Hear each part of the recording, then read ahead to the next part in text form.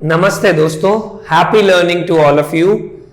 इस वीडियो के स्टार्टिंग में ही मैं थोड़ा सा कॉशन देना चाहूंगा। Owing to some constraints there might be a light issue in this video and the coming 2-3 videos, but ये जो हमारा टॉपिक हम शुरू करने वाले हैं वो थियोरेटिकल है, तो आई डोंट थिंक आपको बहुत ज़्यादा इशू आएगा उससे related. Sincere apologies for the same. हम लोग अभी स्टार्ट करने वाले हैं फिक्स्ड इनकम चैप्टर 2, जो प्राइमरीली ऐसा समझ लो हमें बताता है इशुएंस से रिलेटेड, ट्रेडिंग से रिलेटेड, फंडिंग से रिलेटेड क्या चीजें हमें ध्यान में रखनी चाहिए ऑफ फिक्स्ड इनकम मार्केट। ये जो वीडियो है इसको मैं बहुत शॉर्ट रखने वाला हूं, क्योंकि ऑलमोस्ट इसके सारे पॉइंट्स हम लोग चैप्टर 1 में भी कवर कर चुके थे, बट एक बार क्विक रिवीजन हो जाए उसके लिए हम लोग गो थ्रू करेंगे इसको। The heading as you can see is what bond markets में ग्लोबल मार्केट्स का overview and classification, overview and classification of global bond markets based on various characteristics features के बेसिस पे। तो हम एक एक करके जाएंगे। सबसे पहले type of issuer, I think ये ऑलरेडी हम पहले कवर कर चुके थे, हमने देखा था government, sovereign bonds, non sovereign bond, supra national. तो टाइप ऑफ इशूअर कौन हो सकते हैं? गवर्नमेंट इशू कर सकती है, फाइनेंशियल इंस्टीट्यूशन इशू कर सकती है, नॉन फाइनेंशियल कॉर्पोरेशंस भी इशू कर सकती है। अति सिंपल। ओरिजिनल मैच्योरिटीज के बेसिस पे अगर हम लोग बॉन्ड को क्लासिफाई करें, तो अगर बॉन्ड 1 ईयर या उससे लेस में मैच्योर होने वाला होता है, ओरिजिनली ऐसे तो हर एक बॉन्ड 1 ईयर के अंदर आएगा, बट ओरिजिनली अगर वो 1 ईयर और लेस से अंदर कैटेगराइज होता है तो उसको हम बोलते हैं मनी मार्केट इंस्ट्रूमेंट, और वो मनी मार्केट में कैटेगराइज होता है। और अगर ग्रेटर देन 1 ईयर हो रहा है तो that is classified into capital market. फिर आता है हमारा क्रेडिट क्वालिटी। तो ये थोड़ा सा नया पार्ट है जो हम कवर कर रहे हैं। 3 मेजर रेटिंग एजेंसीज है which are very very popular, Fitch, Standards and Poor's and Moody's. तो फिच और स्टैंडर्ड्स एंड पुअर का रेटिंग का देने का तरीका लगभग सेम है। आप देखें ट्रिपल ए, उसके बाद ट्रिपल ए मतलब मोस्ट सिक्योर, सबसे बढ़िया, बेस्ट क्रेडिट रेटिंग, उसके बाद डबल ए, फिर ए, फिर ट्रिपल बी, फिर डबल बी, इस तरीके से वो नीचे जाता रहता है। करेक्ट। तो triple A, double A, triple B, ये सब जो है वो हम लोग उसको हम क्या बोलते हैं? Investment grade. और ट्रिपल बी के जैसे नीचे जाएगा डबल बी प्लस, फिर बीबी, फिर बीबी माइनस, और उसके नीचे उसको हम बोलते हैं जंक या स्पेक्युलेटिव या हाई यील्ड बॉन्ड्स। ये सीएफए इंस्टीट्यूट का हॉट फेवरेट क्वेश्चन है कि स्पेक्युलेटिव बॉन्ड, जंक बॉन्ड्स को फिच और एसएनपी के हिसाब से कहां से शुरुआत होती है, ये या इसके नीचे वाले। ट्रिपल बी या उससे ऊपर वाले जो है वो इन्वेस्टमेंट ग्रेड, मतलब low risk, good credit quality या अच्छे बॉन्ड्स हम कैटेगराइज कर सकते हैं। ये थोड़े रिस्की बॉन्ड्स हो गए। मूडीज में यहां पर ट्रिपल ए की जगह ए डबल ए, फिर बी डबल ए 3, फिर इसके नीचे नीचे हम इसी पैटर्न में जाते रहते हैं।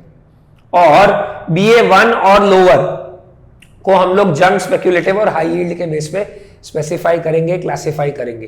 तो type of issuer, original maturity अगर लेस देन 1 ईयर है, ग्रेटर देन 1 ईयर है, वो 1 ईयर या लेस और ग्रेटर देन 1 ईयर, ये ध्यान रखिएगा, ठीक है। और क्रेडिट क्वालिटी में ट्रिपल ए से लेके बीबी प्लस, या अगर हम देखें मूडीज में तो आपका अलग कैटेगराइजेशन आता है। उसके बाद कूपन स्ट्रक्चर्स, ये हमने बहुत डिटेल में देखा था। फिक्स कूपन हो सकते हैं, फ्लोटिंग रेट हो सकता है। फ्लोटिंग रेट मतलब एक रेफरेंस रेट प्लस मार्जिन के बेसिस में हमारा कूपन रेट हर बार नया डिटरमाइन होगा। तो फिक्स्ड में क्या होगा? जनरली हमें इतना ही इंटरेस्ट देना है या इंट्राई इंटरेस्ट मिलेगा, डिपेंडिंग इशूअर या इन्वेस्टर किसके पर्सपेक्टिव से सोच रहे हैं। फ्लोटिंग में हर बार वो डिपेंडिंग ऑन द मार्केट में इंटरेस्ट रेट क्या है उसके बेसिस पे वो चेंज होता रहेगा। तो ये कूपन स्ट्रक्चर के बेस हो गया। करेंसी डिनोमिनेशन मतलब किस में हमारा इंटरेस्ट या बॉन्ड जो है वो डिनोमिनेटेड है, हमारा पार वैल्यू डिनोमिनेटेड है। मेजर बॉन्ड्स यूएस और यूरोपियन, मतलब यूरोज में और यूएस डॉलर्स में इशूड होते हैं, क्योंकि ये दो बहुत बड़े और पॉपुलर फिक्स्ड इनकम सिक्योरिटीज के मार्केट्स है।